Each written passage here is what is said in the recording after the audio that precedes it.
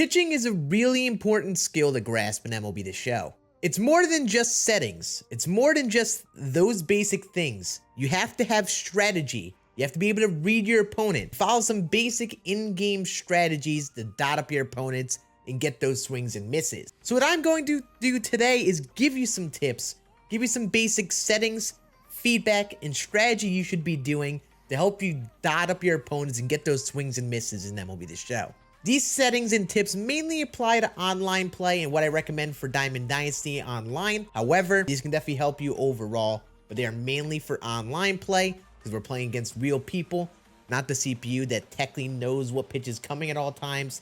So all things we need to know when going through these tips. In case you are not subbed to the channel, make sure you do drop a sub to the channel here. We are uploading a bunch of tips, no money spent series, gameplays and stuff on the channel. We've been uploading basically since launch, so make sure you're subbed to keep up with all of those videos in case you are brand new here. But now let's hop on into our settings and the things that we need to set first before hopping on into a game. I am in custom practice here. We're going to go into our pitching settings and I want to cover a couple big things. First, we have our pitching interface. This really matters because you need to make sure you find an interface that you do the best with, but is also rewarding. My recommendation, do not use classic pitching for online. It is literally all randomness, and I don't think that is the way to go. Pure analog you could get away with, same with pulse and meter, but I recommend using pinpoint. I'd recommend practicing, get a feel of the meter and how it works. I'll go over it very quickly in just a moment, but make sure you get a grasp of how pinpoint works. It's the most rewarding pitching input. You have the most precision when you get it well. And I really do recommend doing it, but it is a little bit complicated in terms of understanding the meter, which I will go through in just a moment. Make sure you have your pitching feedback on. I like pitching from the strike zone view, whether it's strike zone 2. Pitching from the hitter's perspective helps me because I am closer to the strike zone. I can aim more precisely, and it helps me think in the mindset of a hitter. You see the ball as if you are the hitter, and I think that can help you choose pitches properly. Again, that is entirely up to you and what you find most comfortable. I use pitch trail for my pitching ball marker. We're going to cover tunneling later in this video. That's the main reason I like to use it. However, again, this is down to preference. I'd recommend leaving it on, whichever one you use, just so the meter stays on and isn't disappearing mid at bat or mid pitch selection. And other than that, there's nothing really else to set with pitching. But I want to cover pinpoint very quickly in case you don't get how the meter works. As you see, when you select the pitch, it shows you what the motion is. And keep an eye out on those blue circles on the top and on the bottom. Those are your two gauges of timing. You want to finish up your first motion when that top blue circle gets smallest, and then you want to swipe down when that blue circle on the bottom gets its smallest. You see, it starts big and then gets smaller gradually. We want to wait to do our movement and finish up our motion for that to be at its smallest. So that's like a good gauge as you're pitching the ball of when you should be timing everything. You see, we get a perfect there. Keep an eye out on those small blue circles. These become muscle memory and things that you get with time, but that is the core of how pinpoint works. You have your first accuracy, your second accuracy, and your timing on the down swiped movement. Those three things all indicate how good the pitch is. Make sure you get those timings down, get those reps, and keep an eye out on those input and feedback as you get them. But now let's go on into the in-game strategy and what we should be doing in-game with pitching so we can get more of those swings and misses or just get outs. My number one thing is that I like to read my opponent. I'm always looking at that swing timing on the bottom left corner. I'm also usually looking for feeling out the pitches they're ready for and the pitches they're trying to prepare for. I'm reading my opponent and then making pitches that are the opposite of what my opponent wants. Sometimes they're late on fastballs. Maybe they're early on the breaking balls. Maybe they're just very patient hitters who have a good gauge of the strike zone.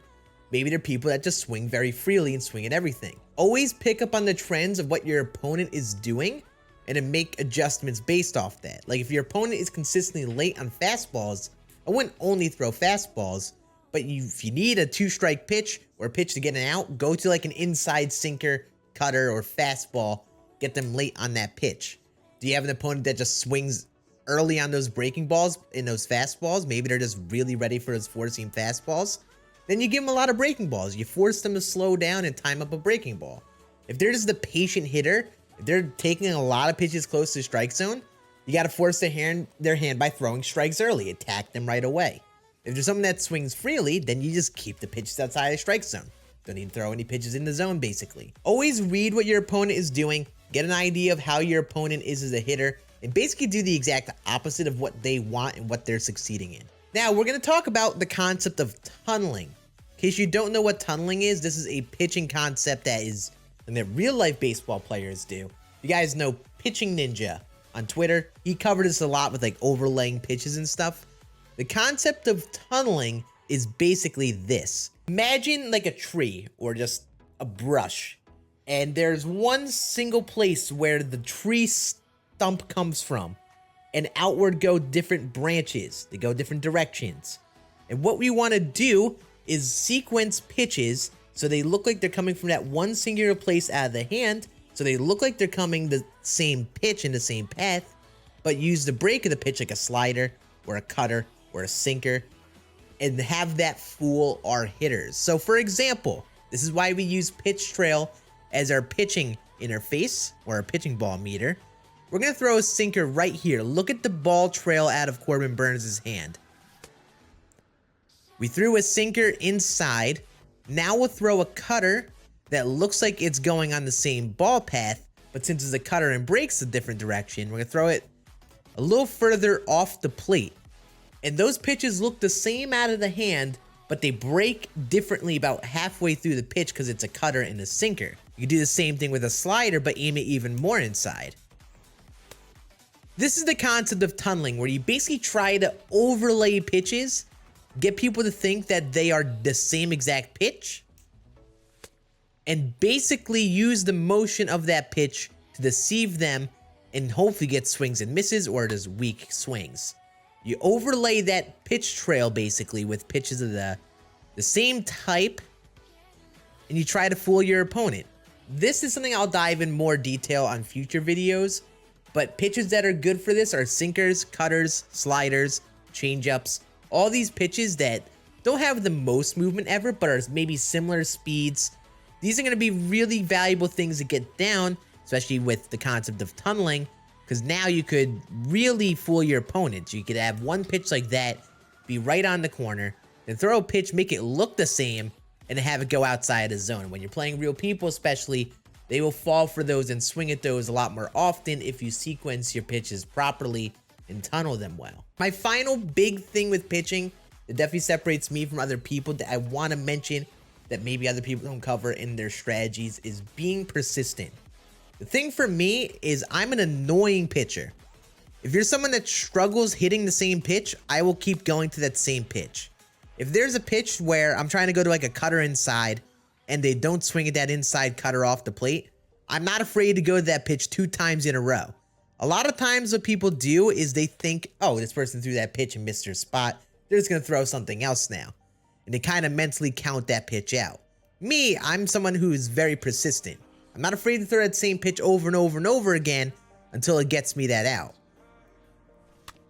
You don't want to throw the same pitch too often, but at the end of the day, if you have a strategy, if you're trying to get, like, say, a certain swing on a pitch, and sometimes you might just not execute as well as you could have, don't be afraid to go to that pitch again. Don't be afraid to go to that out pitch over and over again until your opponent makes the adjustment. That's the thing. A lot of times people will just always be changing up what pitches they go to, and it's not worth it. If you know what works and what gets outs, keep going to it. Keep doing it until your opponent at the plate proves they can shift from that and pick up on that. But yeah, that is going to be it for my basic pitching tips. I hope you all enjoyed. I know we have a bunch of other tips on the channel like hitting, and I'll be deep diving more pitching stuff throughout the year, so make sure you are subbed and checking out those videos as well. But these are just my basics with pitching that can help you get going in online play, and hopefully start dotting up and getting swings and misses on your opponents. I hope you all enjoyed. More pitching tips inbound. Let me know in the comments, what do you do pitching wise that might help you do well. Appreciate you all watching. See you all again in the next one. Deuces.